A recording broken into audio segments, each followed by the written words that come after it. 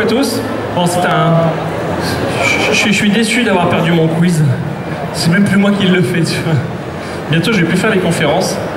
D'ailleurs, c'est pour ça que, pour celle-ci, nous allons accueillir quelqu'un qui va co-présenter la conférence Buffy avec moi. Je vous demanderai d'applaudir Dan Cardozo, s'il vous plaît. Dan Cardozo!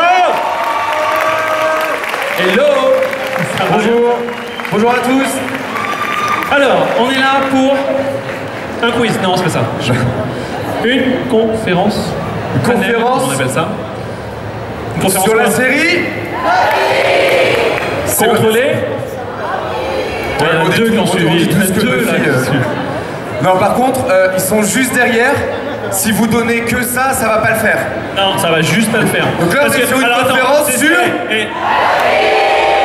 C'est surtout que ça va pas le faire et James restera pas faire le showcase après. Attention! Faut être gentil avec James. Du coup, est-ce que vous voulez les voir? C'est un peu mieux. Alors faites du bruit déjà, s'il vous plaît, pour Amber Benson!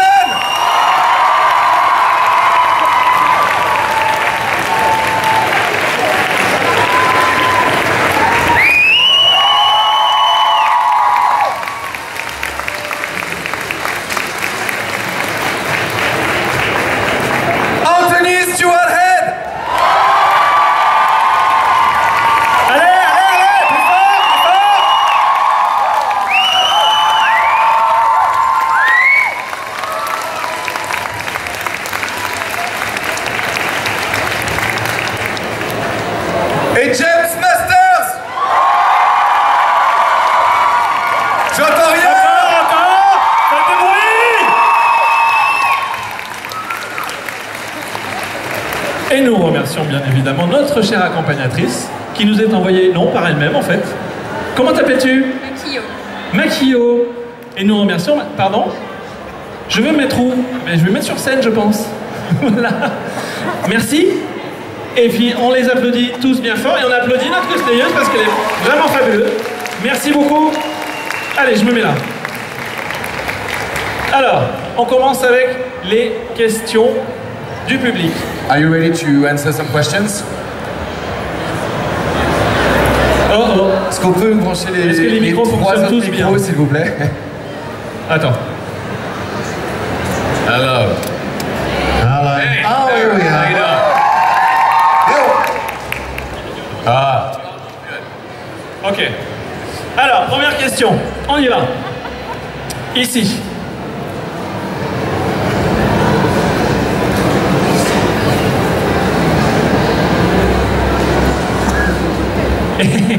Et vous êtes maudits avec les micros aujourd'hui. Hein. Franchement. Ça marche. Bonjour, en fait, ce serait pour avoir une anecdote en fait, de chacun par rapport à la série. Alors, on recommence parce qu'on n'avait pas de retour, excuse-moi. Tu disais Ce serait pour avoir une anecdote en fait par rapport à chacun. une petite par rapport anecdote à- sur la série qu'ils ont en mémoire. Donc, qui est un moment qu'ils ont gardé. This question is for the three of you. Do you have any fun facts to tell us about the show? Any funny stories or... You have to choose one, sadly. The guy that played the stuntman who was the other Spike, a man named Steve Tartaglia, came to Buffy from Hong Kong. The stuntman who played Spike came from Hong Kong to Buffy, directly from Hong Kong to Buffy. And he did not understand that there were rules. Like in America, there are certain things you have to do for this thing called safety.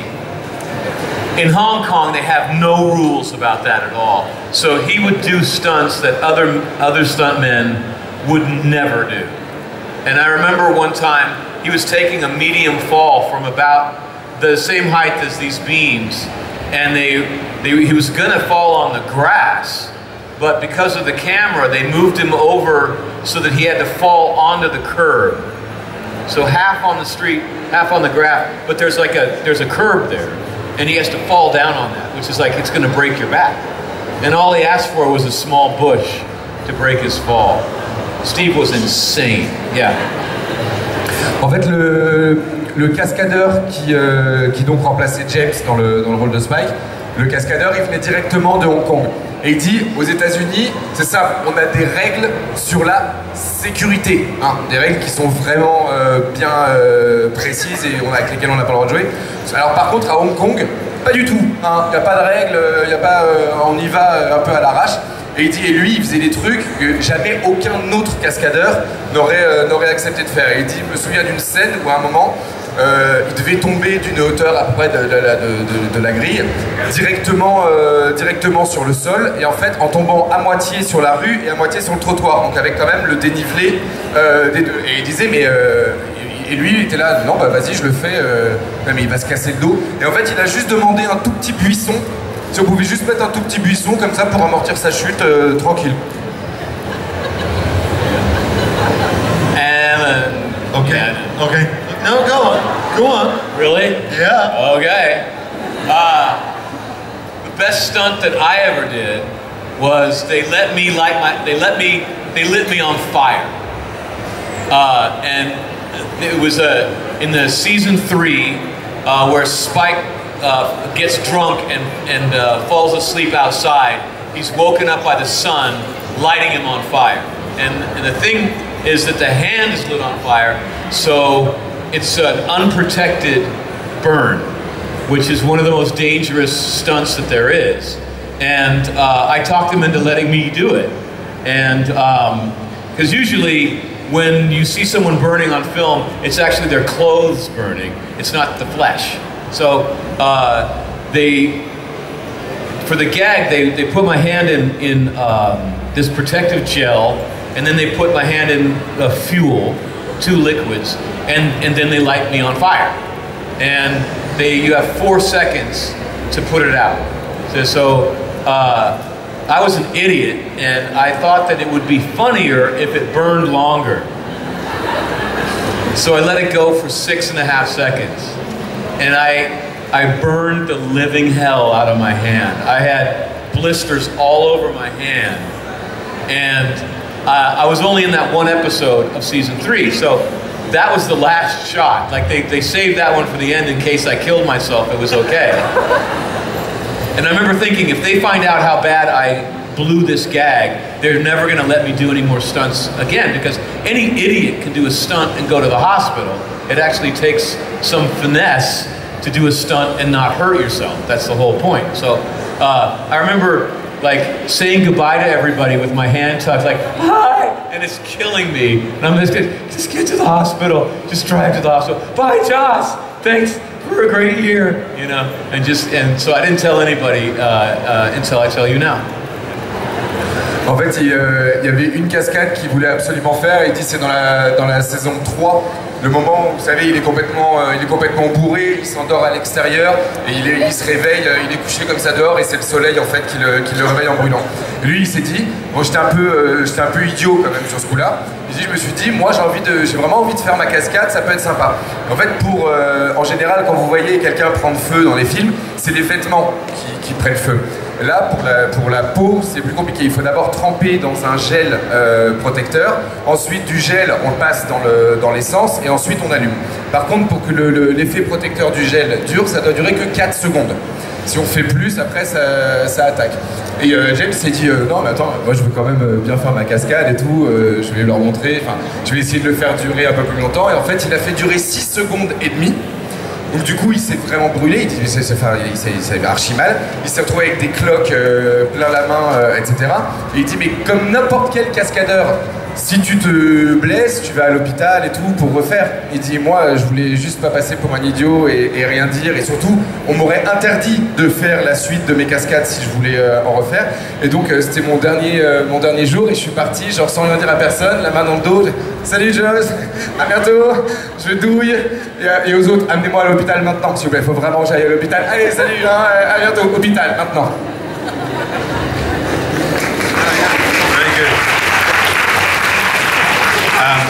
Two very quick stories, but when I played the Fiyaro Demon in season 4, I think it was, the first was I had to do a scene in a garden where the Fjarl demon is climbing fences. He's lost, and he climbs into a garden. And we were on location, and there was this little boy who was terrified by me. I was dressed as the Fjarl demon, and I sat down next to him and I said, "It's okay. I'm ordinary. I'm a person." And I took my glove off, so I had a real hand underneath my glove. Freaked him the fuck out. Yes, completely freaked him out. Il disait à un moment où, si vous vous souvenez, dans la saison 4, quand il se transforme en le Fjarl, le démon Fjarl, là, à cause du sort, et il dit à un moment, toute une scène où on était dehors, et il dit il y avait un petit garçon, il dit moi j'étais dans mon costume, et il y avait un petit garçon qui était devant lui mais qui était complètement terrorisé. Il dit moi je suis venu, j'ai essayé de m'asseoir à côté de lui pour le rassurer en disant mais non t'inquiète pas, je suis une vraie personne, truc vachement crédible déjà au passage, je suis une vraie personne et tout, il dit, et donc j'ai voulu lui montrer, et donc j'ai enlevé mon gant pour lui montrer ma main, que j'avais une main humaine. Et en fait ça a été encore pire parce que quand il a enlevé le gant, le gamin il était encore plus effrayé qu'avant. And second, there was one scene where I had to chase Buffy's, the woman who ran the college, I can't remember her name. I had to chase her up the street, and we were in the studio, and I said to Joss, how do I do this? Am I chasing? What do I do? And he said, like this. So that's what I did. Il dit il y a une autre scène, il dit je crois que c'est quand on est à la fac ou quoi, il dit je sais plus pour quelle raison, mais en tout cas je devais poursuivre Buffy, et donc je suis allé voir Joss en lui disant mais en même temps, comment tu veux que je sais pas comment tu veux que je fasse. Il dit bah c'est simple, comme ça. Et du coup c'est ce que j'ai fait. Ouais, il le fait mieux quand même je trouve. You're better than me.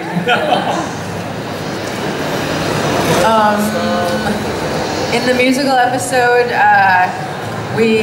Emma and I backup dance for Sarah in the bronze, and I danced off into a pole. You can see it on the episode.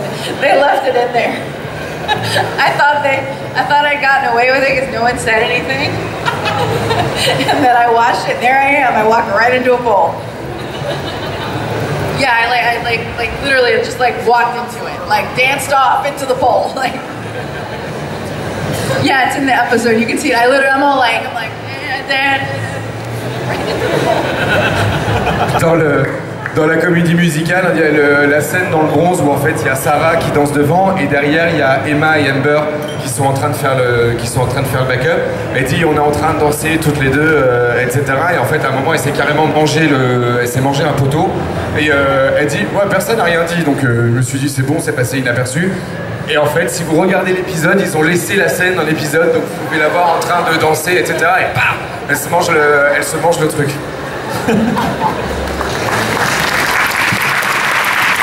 Pour les anecdotes, une question au deuxième rang et après au premier.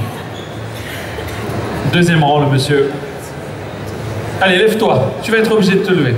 Ça va faire mal aux oreilles. I attend in English, so sorry. Ah, c'est pour ça que ça va faire mal aux oreilles? Ouais. Ah. In a few months, maybe there is a reboot of Buffy. I want to know your comment dire, votre avis, C'est ça. On remercie le diplômé de l'école Mandarin. Yes, and I intend to speak in English. Can you speak a little French for us? So basically, the part he said in French is, what do you think about Buffy's reboot? First of all, je t'aime.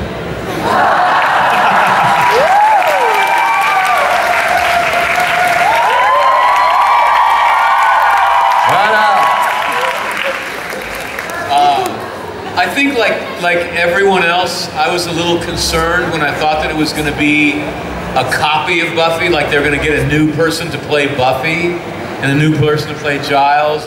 And I didn't really think that was going to be that interesting.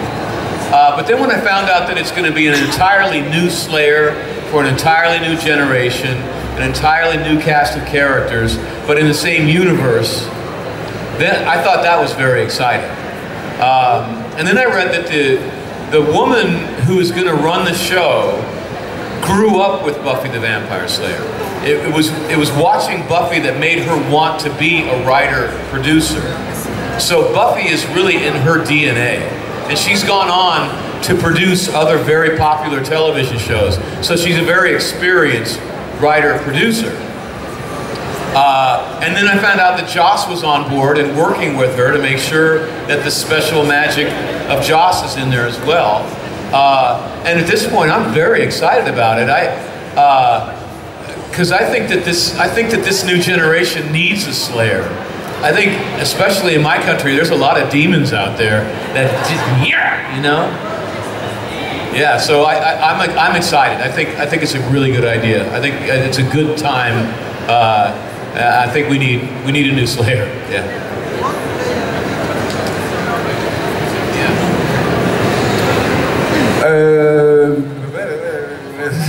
Désolé, je refais le truc. Alors, au départ, comme tout le monde, il était assez préoccupé sur l'idée d'un reboot de Buffy en se disant, attendez, à quel moment, si c'est pour avoir une nouvelle Buffy, enfin quelqu'un d'autre qui joue Buffy, quelqu'un d'autre qui joue Giles, quelqu'un d'autre, et qu'on reprend les mêmes personnages 20 ans après et qu'on recommence, ça sert absolument à rien. Il dit en fait, quand il a découvert que ça allait être vraiment une nouvelle tueuse avec tout un nouveau groupe de personnages, etc. Déjà là c'est déjà plus rassurant parce que c'est vraiment le côté une autre génération avec une autre histoire.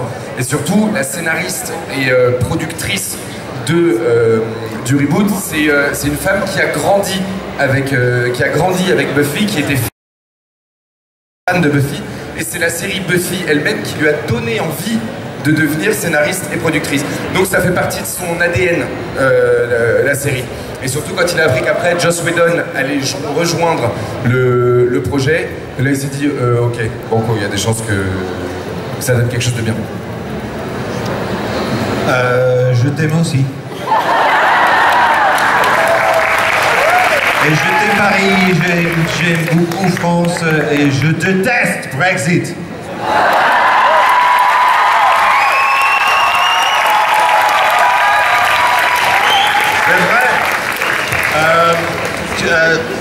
All I can add to what James has said is that Fran and Kaz Kazooie, producer, wife, director team, were responsible for the movie, and Joss hated it. They took his script and fucked it up. It's still a reasonable movie, but it's not what he wanted. It's not what he dreamt of. And at one point they were talking about doing another movie and insisted that Joss had nothing to do with it. And they still derive, I think, money from anything to do with Buffy. But all I can say is I hope they're nothing to do with it.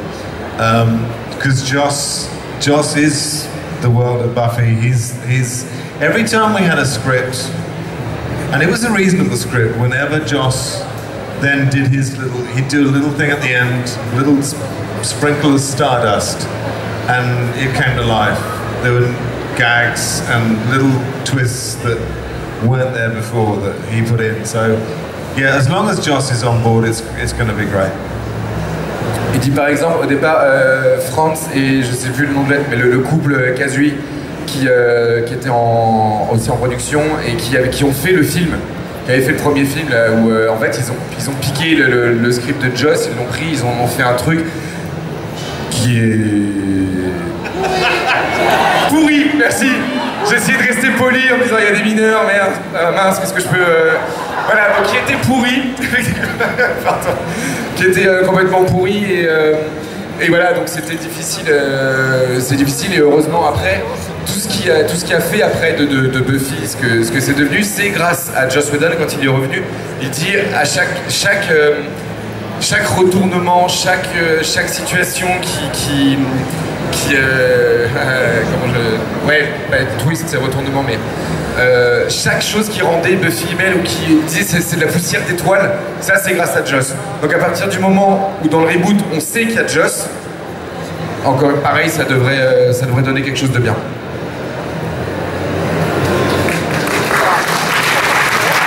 Le film d'ailleurs ne s'appelait pas Buffy, je crois. Si, Buffy contre Buffy the Vampire Slayer. Dans le film, je crois qu'elle s'appelle Bichette. C'est ça. C'est ça, hein? Ouais. Il l'appelle Bichette dans le film. Très fort. Oui, en français, ils avaient traduit Buffy par Bichette. As I told you earlier, outside, since in French they translate everything in the dub, everything, they didn't, in the movie, they didn't keep the name Buffy, and her name is Bichette, which is...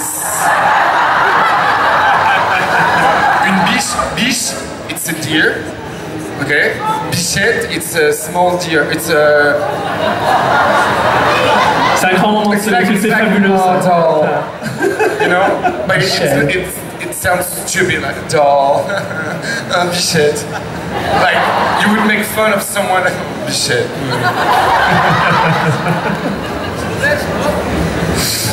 In English, Buffy is the same thing. Yes. Only an idiot is named Buffy.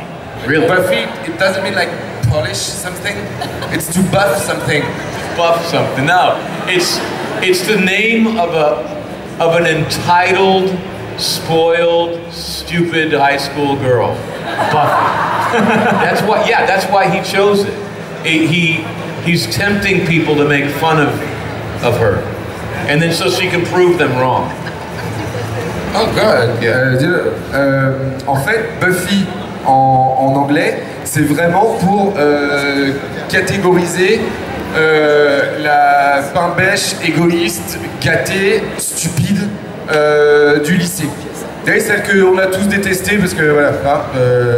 Et il dit en fait c'était un choix de l'appeler Buffy pour que tout le monde la voit comme ça, et en fait avec le temps de prouver que ils ont tort de la catégoriser de cette manière-là. His whole concept was the girl in the horror movie that falls over first, the blonde kind of oh no thing. That's the one that saves the world. En fait, tout le projet de Joss, c'était de montrer que, vous voyez, dans les films d'horreur, la blonde écervelée qui va être la première à mourir dans un film d'horreur, qui va être en mode morte, finalement, là, dans la série, c'est elle qui va finir par sauver le monde.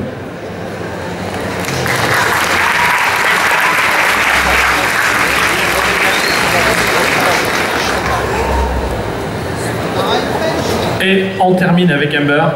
Sinon, on va prendre un petit peu de retard, je pense. Non, on va les laisser, ils sont bien. Ça va, tout va bien? C'est good? C'est cool.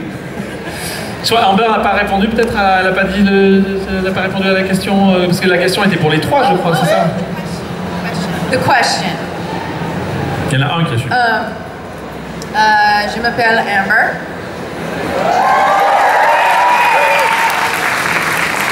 Ça va? Ça va? Merci. Et on dit merci, on dit de rien. Ah, merci. Okay. I appreciate that. I think the reboot is wonderful. I feel like it's, so long as Joss is involved, it will retain the sort of heart that is the center of what makes Buffy so wonderful, the charm and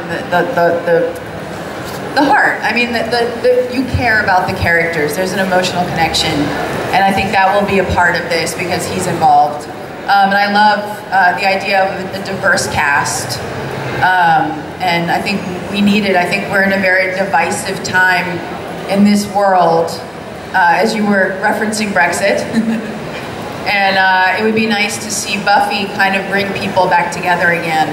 That we can all have differing opinions, but we should be respectful of each other and compassionate toward each other and have empathy. And that's a part of Buffy, showing empathy for the people around you and having compassion for them, you know? before you stake them, right? Before you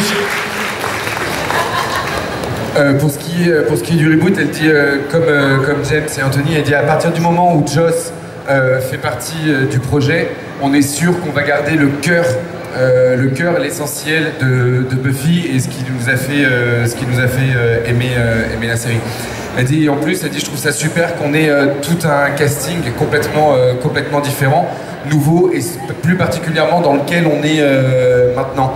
Elle dit parce qu'on a besoin, il faudrait que dans Buffy on a l'empathie, la compassion, tout ça c'est des thèmes qui sont vachement abordés et qui font l'essence de la série. Elle dit dans le monde dans lequel on est, c'est important qu'on puisse retrouver une série qui ramène ces valeurs-là. Elle dit on peut avoir des opinions différentes, on peut avoir plein de divergences, mais ça ne nous empêche pas de pouvoir d'être réunis et ensemble. Hein, ça pourrait pas faire de mal à ceux du Brexit. Ce à quoi James a dit ouais, on se réunit, mais avant de pouvoir bien les tuer.